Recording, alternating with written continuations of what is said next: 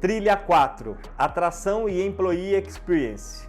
O desafio para encontrar os melhores talentos. Atraí-los está cada vez mais difícil? Convidados: Annie Tartari, Across; Débora Herdeiro, Luandre; Suzy Claverry, Total Pass; Tiago Mabiquian, Companhia de Estágios. Moderador: Daniel Consani.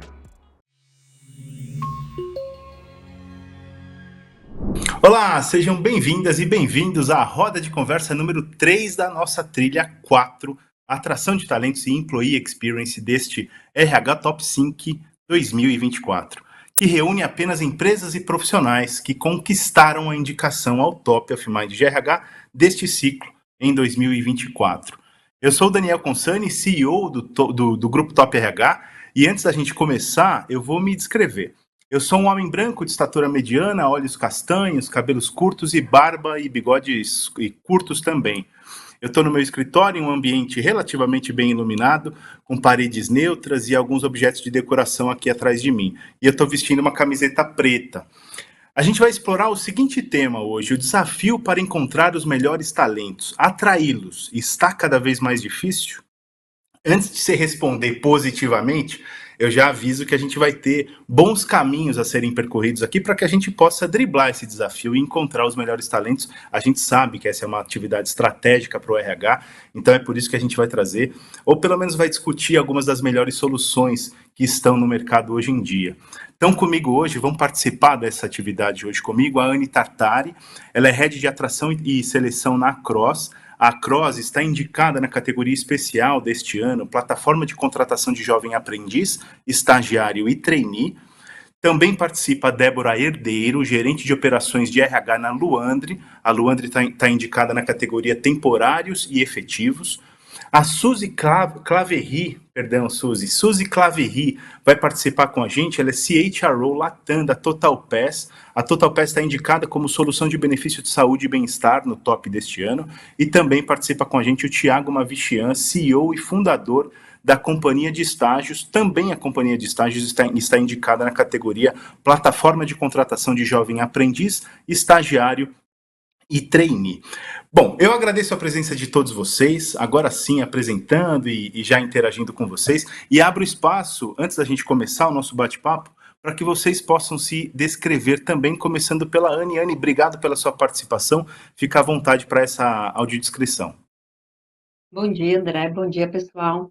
Bom, eu sou Annie, eu sou uma mulher loira, de pele branca, estou usando um óculos, estou vestida com uma camisa verde, estou no meu escritório também, é um ambiente branco, tenho alguns objetos também de trabalho aqui comigo, como uma impressora, armários e tudo mais. Maravilha, obrigado, viu, Annie? Agora peço também para que a Débora possa se descrever. Bom dia, obrigada aí pelo espaço.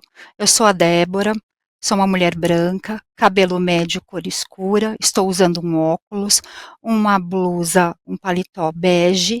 Eu estou num estúdio, ao meu fundo vocês vão ver alguns troféus aqui que a Luandre já adquiriu ao longo desse tempo no mercado, e é um prazer estar com vocês. Obrigado, Débora. Agora abro a palavra para a Suzy. Oi, Daniel, obrigada aí pelo convite de participar desse painel. Eu sou a Suzy Claverry, sou uma mulher branca, de cabelos loiros na altura dos ombros, olhos castanhos, estou usando um batom um pouco vermelho, uma blusa azul celeste, e no fundo, aqui atrás de mim, tem uma biblioteca. Quem me conhece sabe que eu adoro ler e escrever, então tem muitos livros aqui atrás também. Obrigada. Que demais, a gente que agradece, Suzy. E por fim, o Tiago. Tiago, fica à vontade. Valeu, Daniel, obrigado pelo convite. Eu sou um homem branco, cabelo castanho, estou usando uma blusa azul escura. Estou no escritório de casa, ao fundo tem uma parede de madeira e eu tenho olhos castanhos.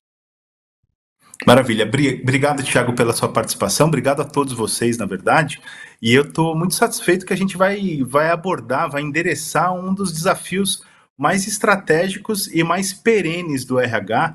Eu costumo dizer que trabalho com produção de conteúdo para RH, gestão de pessoas, há quase 20 anos, e ainda que muitas transformações tenham ocorrido ao longo desse tempo todo, principalmente voltados para a tecnologia ou para os objetivos primários do RH, no que tange a estratégia das organizações e tudo mais, encontrar os melhores talentos e mantê-los engajados na equipe é um desafio perene. Eu acho que desde 2005, quando eu comecei a trabalhar com conteúdo para RH, esse não deixa de ser um desafio enorme. É verdade que as estratégias, as ferramentas para atrair os melhores talentos foram mudando, foram se tornando mais sofisticadas ao longo do tempo, mas principalmente quando a gente fala de employer branding, e eu sei que a Suzy, por exemplo, é uma defensora da bandeira do employer branding há bastante tempo, né, Suzy? Mas eu gostaria, inclusive, de começar a nossa conversa convidando vocês a dar um panorama para que a gente possa ir montando esse mosaico do desafio do RH, do que é hoje encontrar os melhores talentos. E já que eu citei a Suzy, vou pedir, inclusive, para a Suzy começar essa explanação, digamos assim, para que a gente, de fato, entenda ou radiografe o atual momento do desafio do RH e encontrar os melhores talentos. Suzy, está mais difícil encontrar gente hoje do que no passado? Como é que você tem visto todo esse cenário? Eu não diria que está mais difícil encontrar. Eu acho que está mais difícil atrair, o que são coisas diferentes, né, Daniel? Perfeito. Quando a gente olha, acho que tem muita gente capacitada no mercado, tem muita coisa acontecendo, tem muitos novos cursos, tem muitas novas possibilidades de carreiras hoje que a gente não tinha anos atrás, e cada vez mais a acessibilidade, né, tem surgido aí, seja pela internet, pela inteligência artificial, das pessoas realmente se aprimorarem aí nos conhecimentos para entrar no mercado de trabalho. Mas o fato é que atrair realmente é o desafio que a gente tem hoje. Eu diria atrair e reter, né? Quando a gente fala de atrair, não basta só a gente abrir as portas da nossa empresa, mas também como é que a gente faz para que essas pessoas realmente queiram estar com a gente. Então, você falou aí que eu sou uma grande defensora da bandeira do Employer Branding. Há muitos anos eu trabalho com isso e realmente acredito que é uma das estratégias que pode ajudar bastante na questão de atração de talentos, né? Principalmente porque acho que os candidatos hoje, o que eles esperam de uma empresa, não é uma empresa para vivenciar mais 20, 30, 40 anos trabalhando, mas uma empresa que os motive e que tenha uma conexão ali emocional com eles muito forte, né? Uma empresa que realmente consiga mostrar os seus valores de forma genuína, consiga transmitir a experiência de forma transparente, né? Mostrando ali seus erros, seus acertos, né?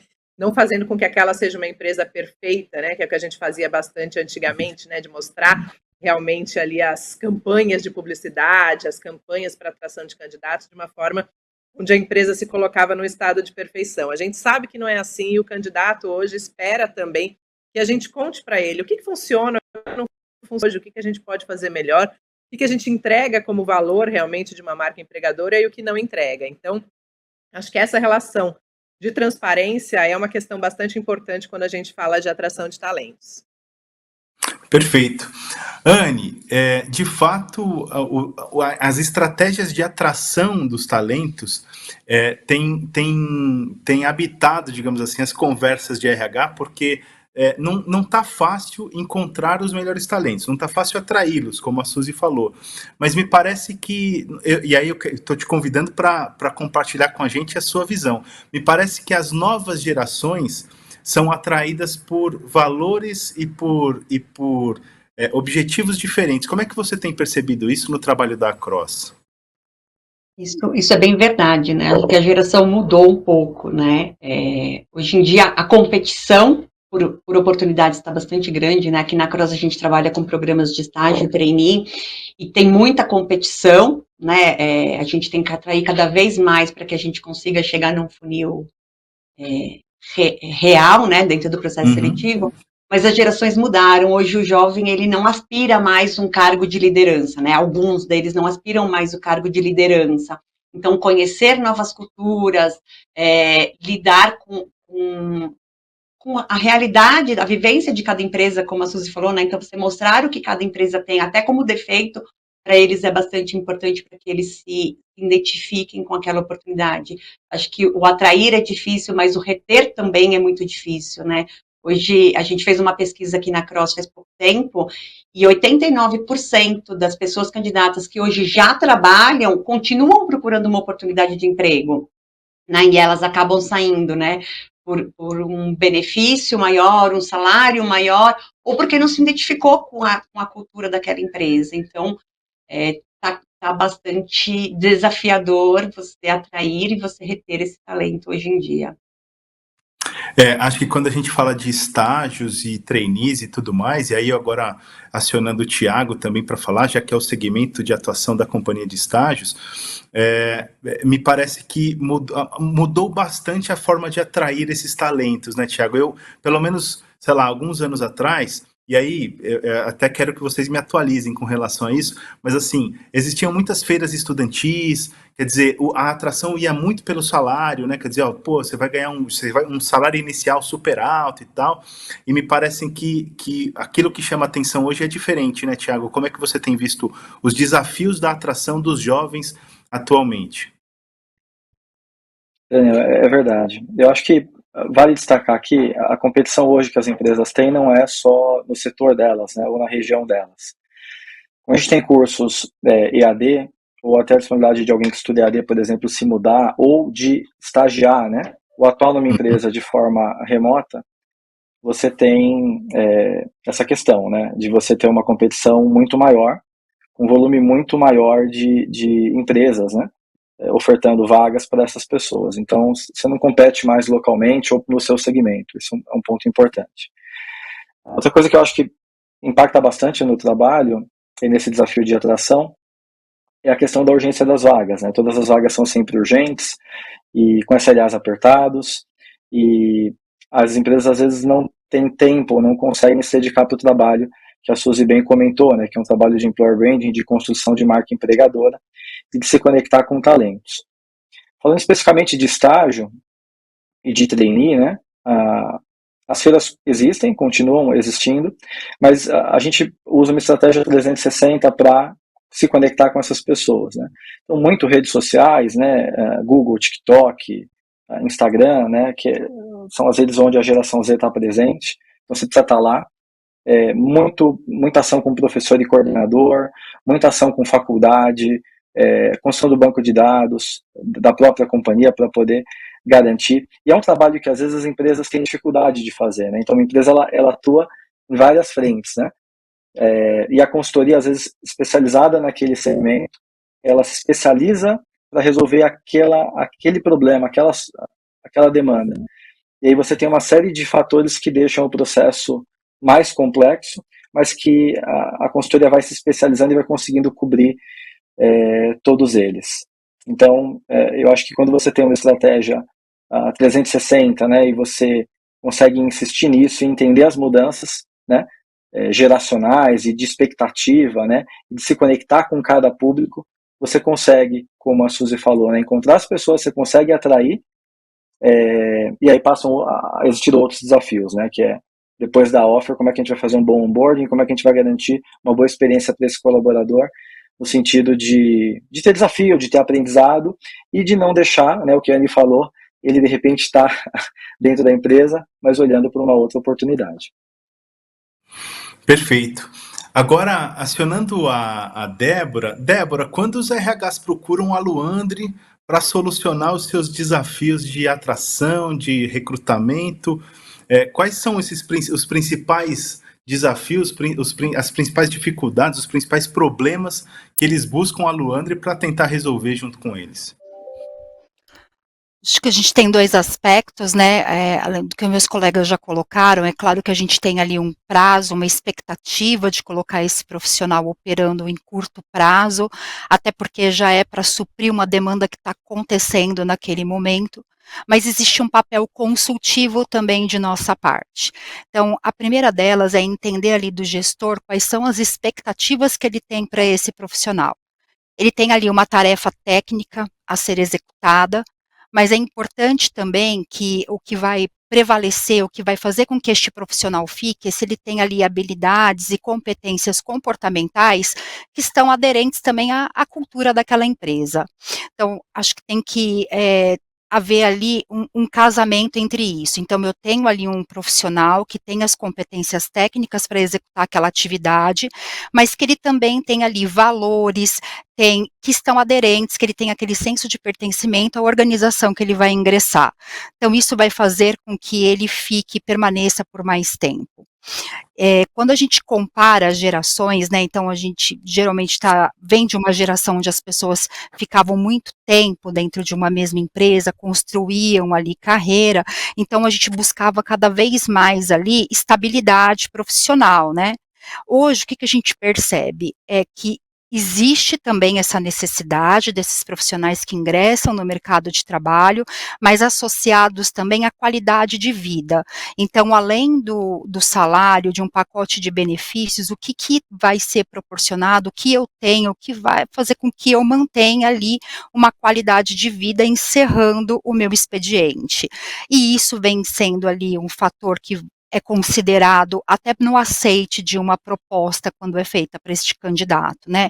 A modalidade de atuação, então a expectativa que ele tem ali de crescimento a curto, médio e longo prazo, quais são as expectativas que tem em relação àquele profissional, então no que ele vai ser desafiado, o que ele também vai aprender com aquela posição que lhe é oferecida. Então, são vários aspectos que talvez não eram considerados por uma geração anterior a essa que vem e que faz com que provoca a gente a sair da caixa mesmo e buscar outras formas de captar esses talentos.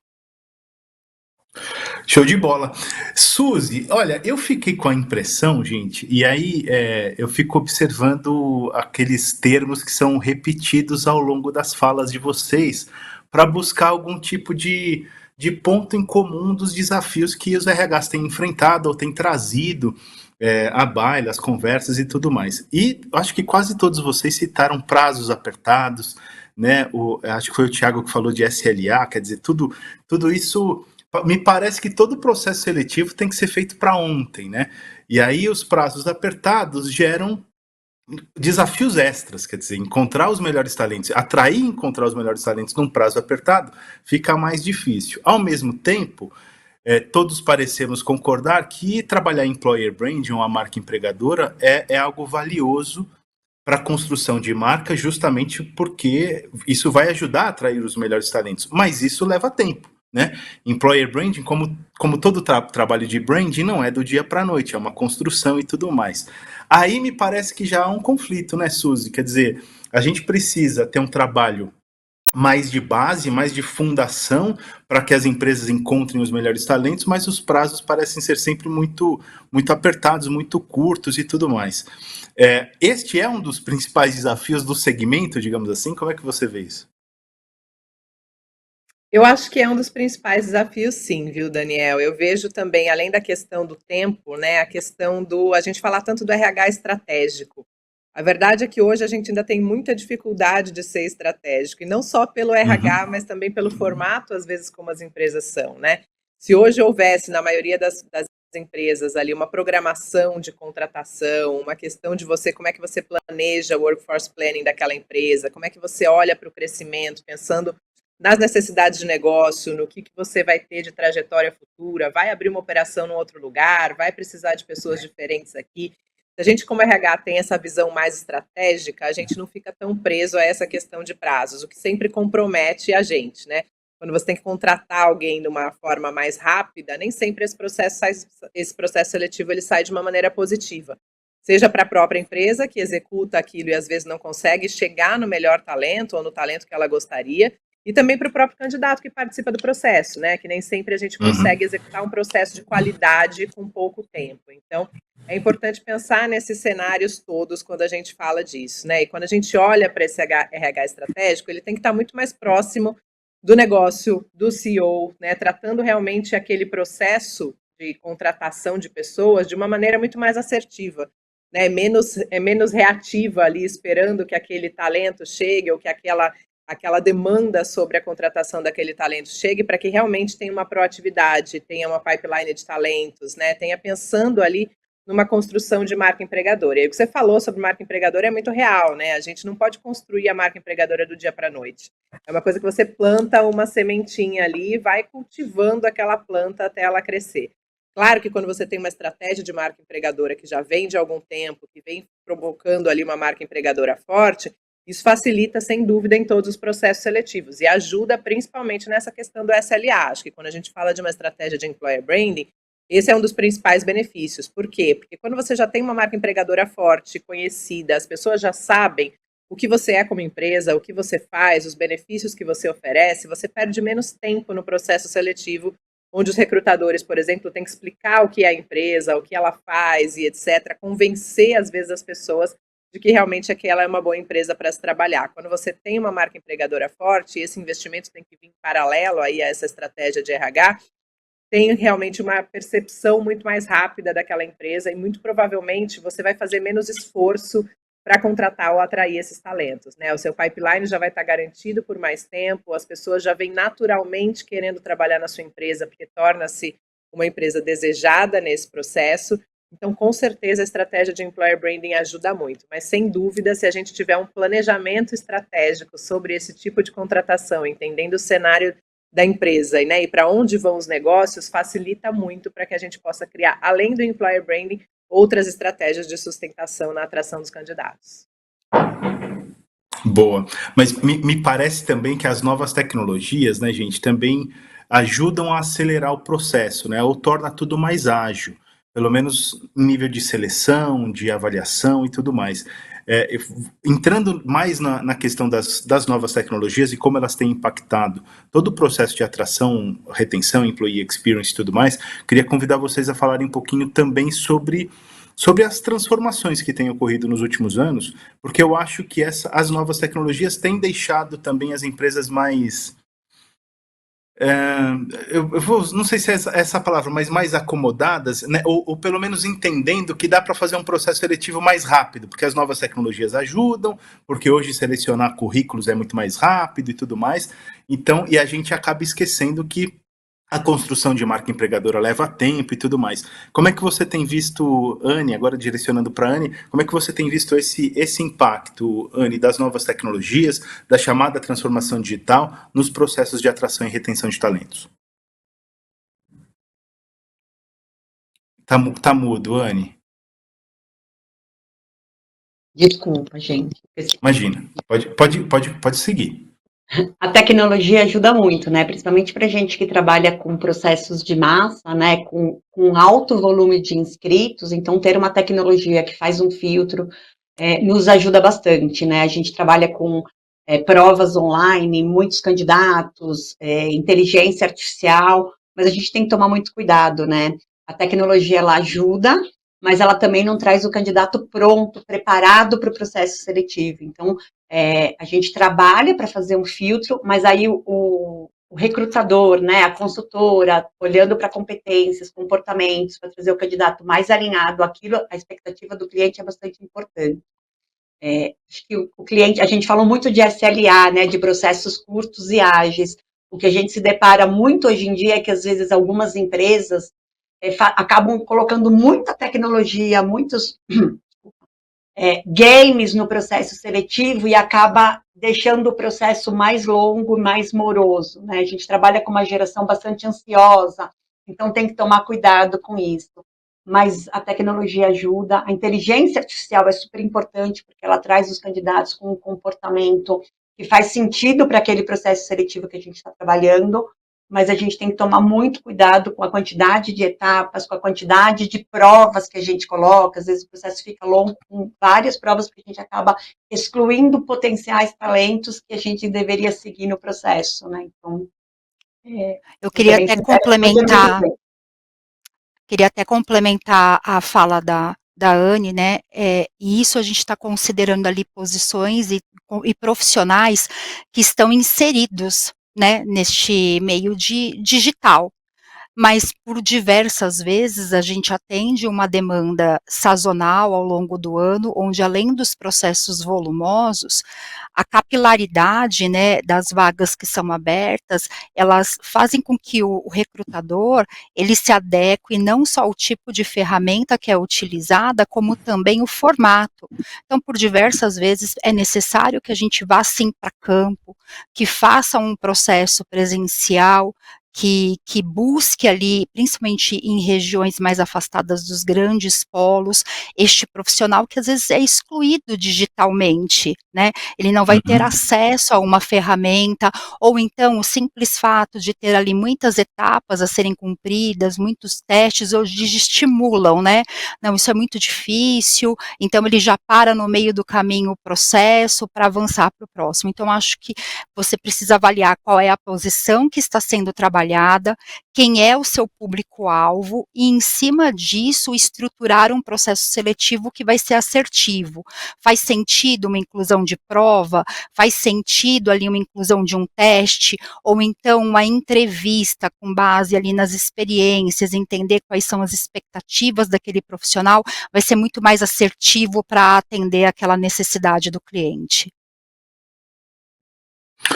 Me parece, né, Tiago, que essa questão dos processos longos assim, geram várias polêmicas no LinkedIn, né? Acho que toda semana tem uma polêmica nova no LinkedIn falando sobre processos longos, como eles são às vezes desnecessariamente longos ou até exclusivos, né? Eles, em vez de incluir, eles tornam o processo todo menos inclusivo, menos democrático, digamos assim. Me parece, Tiago, que assim a tecnologia como ponto conceitual, ela é muito inclusiva, né? Ela está bastante disseminada e tudo mais, mas ainda há pontos de atenção para que a gente torne os processos seletivos mais inclusivos, né? Como é que você vê essa questão?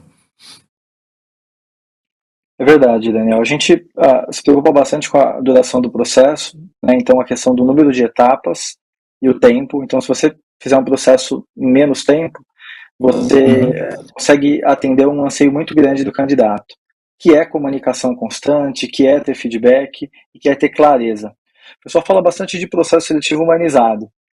E talvez numa leitura inicial você fala, sei lá, é uma pessoa falando com a pessoa, né? Eu não vou deixar ele falar só com chatbot, não vou deixar ele só ter acesso a um game.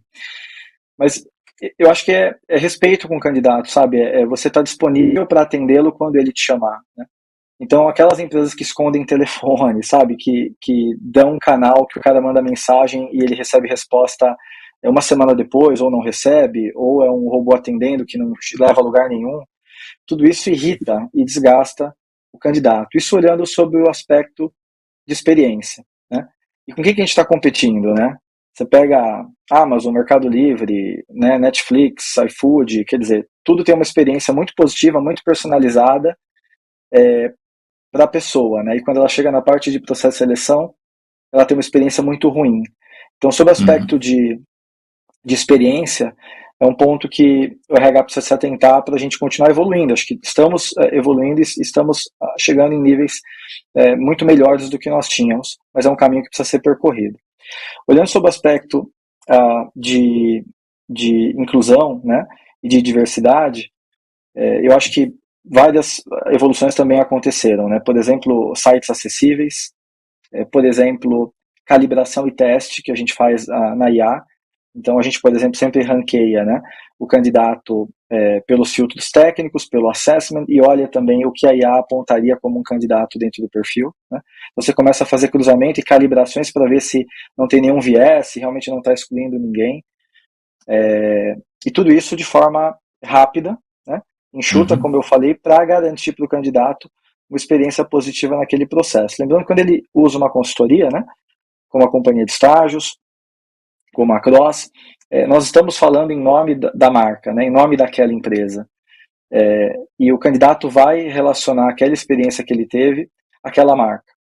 E lembrando, né, o candidato ele é um consumidor e ele fala sobre os processos de seleção, né? Então ele pode falar bem ou ele pode falar mal, ele pode guardar uma experiência positiva ou não. Então nós vamos ter uma experiência, assim, uma preocupação genuína em como vai ser essa experiência. Eu queria concluir aqui a minha resposta de maneira objetiva, também fazendo uma crítica a algo que a Suzy comentou, que está relacionado à estratégia, né? Ao planejamento, ao workforce planning, né?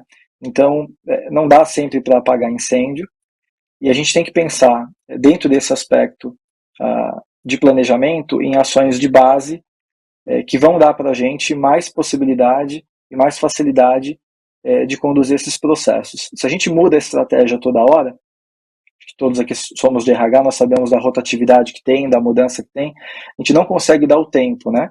O tracking ali de aprendizado e de evolução para aquilo. Né? Então, quando a estratégia muda em períodos muito curtos, quando a gente não espera o tempo, né, daquele planejamento se cumprir, a gente está abrindo mão de todo ganho que aquilo poderia trazer. Então, aqui é uma meia-culpa, né, uma crítica para nós de RH, quando a gente não dá sustentação às estratégias também, porque isso vai impactar na operação, é isso que vai fazer a gente ficar apagando incêndio, é isso que vai trazer dificuldade no processo de atração, é isso que vai fazer um processo atrapalhado ter vieses, né? Então nós temos que pensar numa etapa anterior, que é uma etapa de planejamento, de estratégia, e isso é muito importante. Até Faz todo sentido. Adriana, posso só complementar aqui? Claro, Posso só fica à vontade, falando Suzy. rapidinho aqui da tecnologia. Acho que quando a gente fala ainda só de tecnologia, a gente tem delegado muito para a tecnologia a questão da experiência, né? E a verdade é que a tecnologia não gera experiência. A tecnologia, ela gera um resultado específico, né? Mas quem precisa pensar nessa experiência é o ser humano, é a gente por trás que vai dizer como vai funcionar aquele processo. É a gente que põe essa humanização nesse processo, que indica quais são as etapas, que indica como é que aquilo funciona para o candidato, né? E olhando para o candidato e não olhando para a empresa, né? A gente costuma sempre olhar muito o que funciona para os nossos processos, o que vai funcionar dentro da nossa realidade, o que vai dar menos trabalho para a gente como RH, mas sem olhar se aquilo realmente funciona para o candidato. Quando a gente pensa em experiência, é justamente pensar na pessoa que vai receber aquela experiência. E quem pensa sobre isso é o ser humano, que depois pode ir encaixando os cenários de tecnologia dentro dessa jornada, o que faz parte e otimiza isso. Mas esse pensamento precisa vir primeiro no ser humano, né? Então eu sempre falo que it's all about people, it's all about experience, sempre é tudo sobre experiências, tudo sobre pessoas, né? Então, quem cria essas experiências não é a tecnologia. A gente tem que entender que a tecnologia, muitas vezes, se usada por si só, ela vai engessar um processo, ela vai deixar prejudicada uma experiência, porque a gente está delegando aquilo que deveria ser da gente, como recursos humanos, como empresa, né, de pensar efetivamente na experiência do candidato para depois usar a tecnologia para aplicá-la. E outra, né, a principal fonte de captação continua sendo a recomendação do próprio candidato. Então, se ele tem uma boa experiência, se ele entende que com aquele processo seletivo ele obtém um ganho, ainda que ele não tenha sido aprovado, mas que vai fazer uma diferença para ele em próximos processos, certamente ele também vai indicar aquela consultoria ou então aquela empresa também para um amigo. Então é importante sim que a gente atenda o cliente que nos contrata para fazer esse meio de campo, mas sem perder ali também a essência da nossa existência, que é o recurso humano, que é o bem mais precioso. Então uma ferramenta, ela tem que ser ali um facilitador, mas não um objeto principal em seleção. Então isso não pode se perder jamais, né? Então ali eu conhecer as suas experiências que você não consegue traduzir num papel ou num teste, é fundamental até para mapear de repente não aquela posição que está sendo trabalhada, mas que vai caber em uma outra. E quantas vezes isso não aconteceu com todos nós, né? De repente para cá não funciona, mas vai fazer muito sentido para esta outra posição. Perfeito. Acho que a base disso tudo está um pouquinho no que o Thiago falou sobre o candidato como consumidor, né? O candidato como cliente. E essa experiência é entendendo que o candidato tem voz e ele precisa ser bem atendido e tudo mais. E essa experiência que a gente precisa gerar para quem é candidato, a gente precisa gerar também para quem é funcionário, para quem é colaborador. E aí a gente entra na questão do Employee Experience, e eu queria convidar vocês também para a gente falar sobre os pilares que devem guiar, digamos assim, todo o trabalho de estruturação de uma experiência de colaborador legal e tudo mais, porque me parece que isso também influencia definitivamente na qualidade de quem vai ser atraído e contratado depois, porque é um ciclo, né?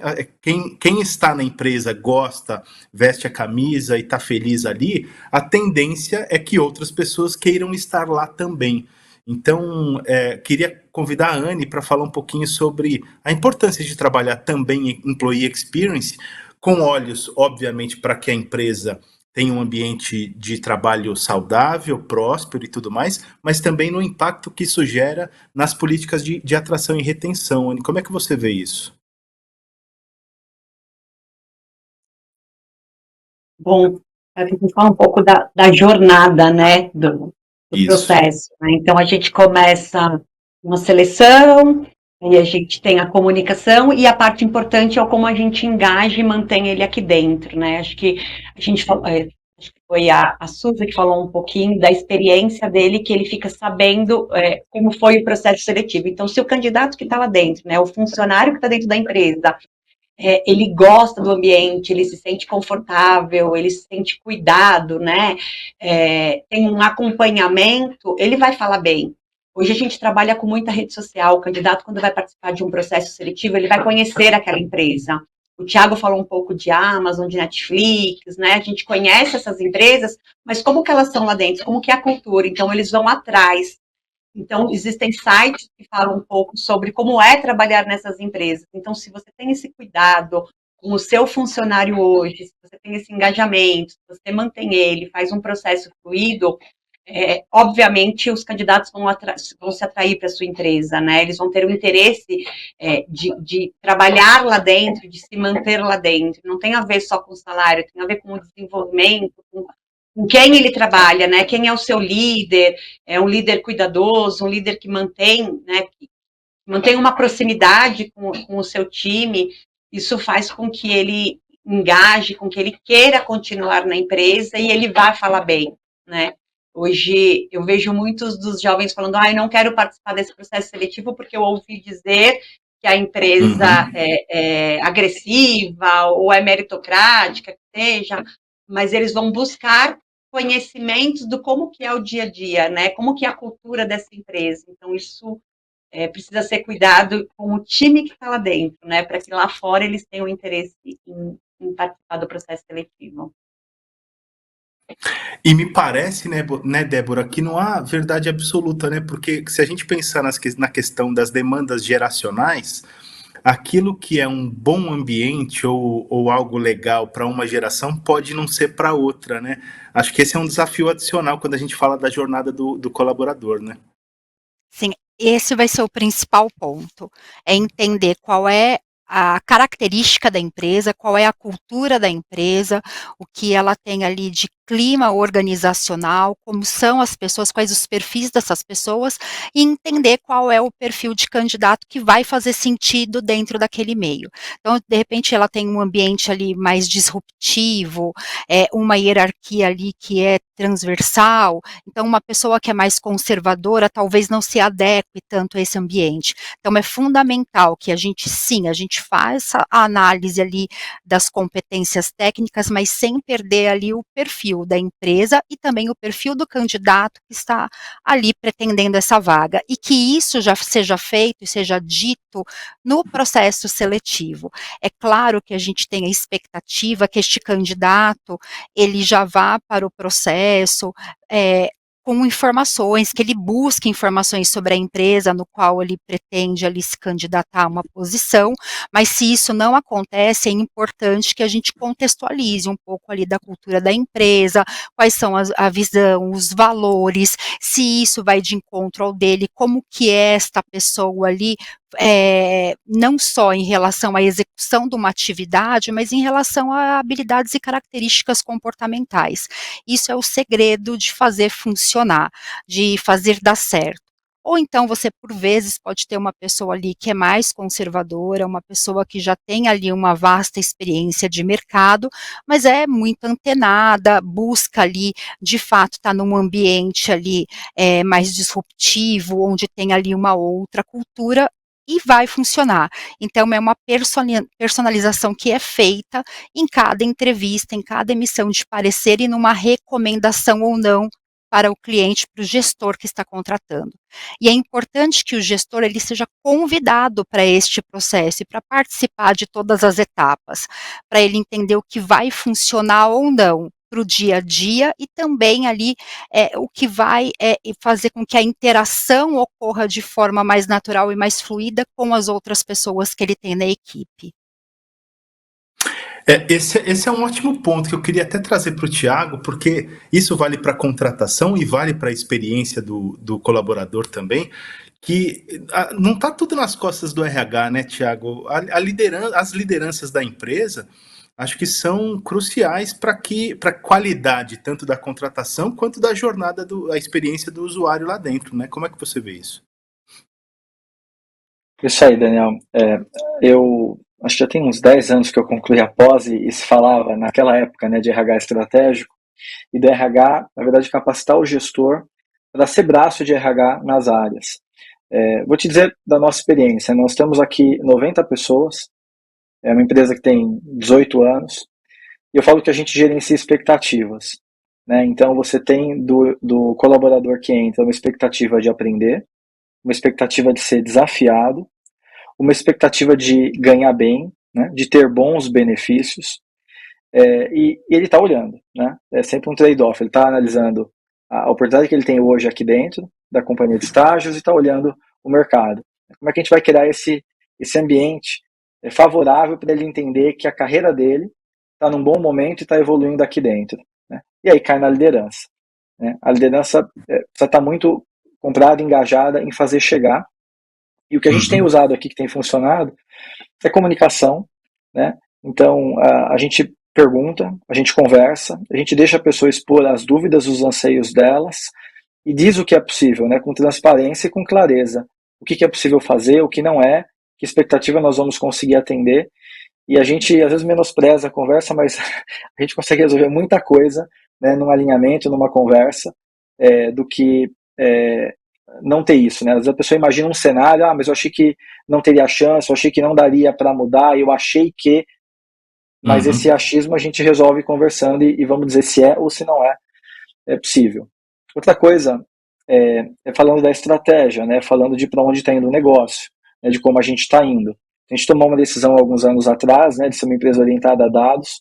A gente compartilha com os colaboradores os dados. Eles sabem exatamente as metas, sabem exatamente as métricas, né, e os KPIs que a gente está olhando, o que é importante olhar. Então, eles sentem parte do negócio, né? Então, algumas decisões a gente explica e fala, olha, o racional dessa decisão é esse, a gente está indo por esse caminho porque a gente entende assim, né? Dá voz, um processo de muita comunicação e com a liderança apoiando, e isso gera um clima, um ambiente muito, muito interessante, né?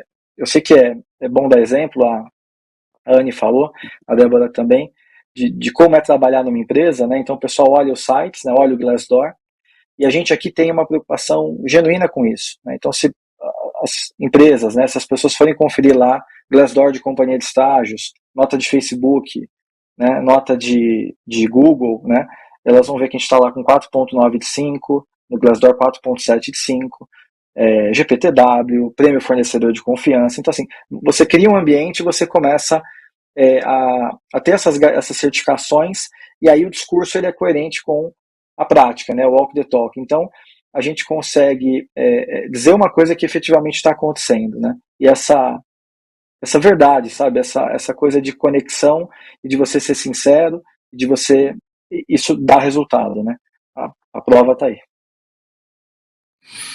Com certeza, eu deixei para o final para a Suzy contar para a gente um pouquinho também do case Total Pass, digamos assim, porque é uma empresa que está indicada na categoria, no top, né, em solução de saúde e bem-estar, E isso tem tudo a ver, tem uma conexão muito grande com a jornada do colaborador, né, Suzy?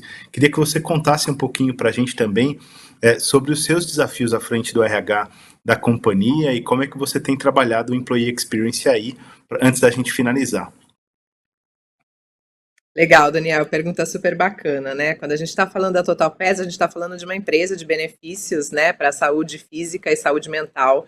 E quando a gente leva isso para o mercado através dos nossos serviços, a gente tem que levar isso para dentro de casa também, né? Então, acho que muito da minha chegada, eu estou aqui faz 2 meses, um pouquinho mais agora, muito da minha chegada vem para pensar nessa experiência, que é algo que eu já venho trabalhando bastante aí no mercado nos últimos anos, né? Muita gente me conhece, obviamente, pelo Employer Branding, mas eu aprendi aí durante essa jornada, né, o que vem antes, o ovo ou a galinha, né? Ou seja, o Employer Branding ou a experiência.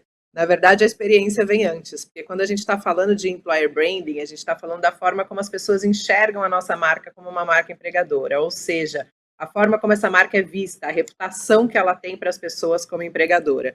E a verdade é que a reputação não chega antes da experiência, né? A gente muitas vezes vê empresas no mercado querendo fazer a mágica ao contrário, né? Querendo que a reputação chegue antes de provocar uma experiência positiva para as pessoas dentro de casa. E isso não acontece, né? Com qualquer marca, com qualquer produto que a gente consuma, com qualquer coisa que vocês têm algum tipo de referência, aquela referência vem de uma experiência, ou de alguém que contou aquilo para você, né? De como vivenciou a experiência com aquele produto, serviço, empresa, ou então da própria experiência que você vivenciou. Então não adianta a gente querer olhar para a marca empregadora e olhar só para o que está para fora, né? Só para atração de talentos, só para as questões de como é que a gente vende aquela marca e aquele propósito de valor para fora, mas como é que a gente olha para essas experiências dentro de casa. Naturalmente, quando a gente faz um trabalho bem feito de experiência do colaborador, e acho que esse é o meu grande desafio aqui, como é que eu provoco essa experiência do colaborador para ser ainda mais positiva, né, e alcançar esses altos níveis que a gente fala de bem-estar, de saúde física e mental, que combinam aí muito com o nosso produto também.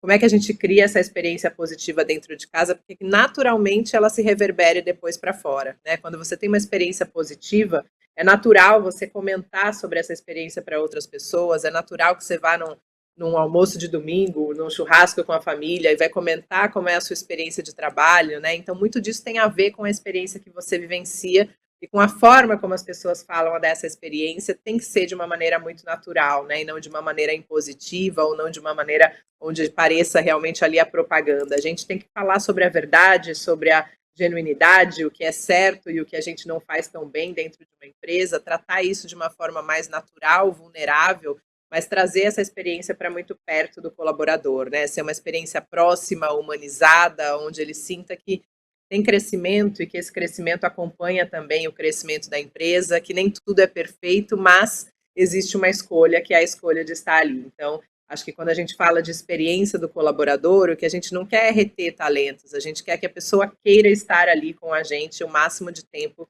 onde ela gostaria, onde essa proposta de valor funcione para o candidato, funcione para a pessoa colaboradora e funcione para a empresa também. Então, acho que o principal desafio é como é que a gente conecta esse cenário de experiência. E tem muito a ver. Hoje a gente fala muito de bem-estar, de saúde física, de saúde emocional. Tudo isso faz parte, né? E é uma preocupação da gente como RH, como empresas, né? Então, o que a gente vende, obviamente, como Total PES, esse benefício de saúde, realmente está muito conectado com ajudar para que essa experiência dos colaboradores seja mais positiva.